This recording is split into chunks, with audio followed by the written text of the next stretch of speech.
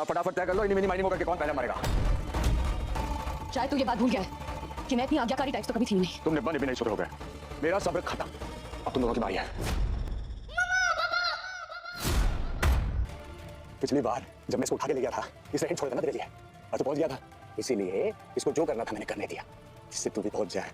पता था यही जहां करोगे। सीरियल ये रिश्ता क्या कहलाता है, क्या आने वाले एपिसोड होने वाले जबरदस्त दोस्तों। आने वाले एपिसोड में आप देखेंगे कि उधर युवराज अरमान और अबीरा को दोनों को कहता है कि पहले किसने मरना है, इस तरह मुंह करके बताओ, मैं उसको उड़ाना चाहता हूँ। तो अबीरा भी काफ़ी कुछ बोल जाती है युवराज के सामने। उधर अरमान भी डटा हुआ होता है और ये कह रहा होता है कि मैंने ये किया वो किया, मैंने पता था तुम लोग दोनों यही जहालत करोगे।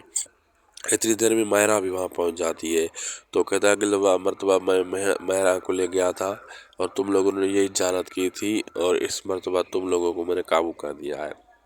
तो फिर इनको बहुत मारता है।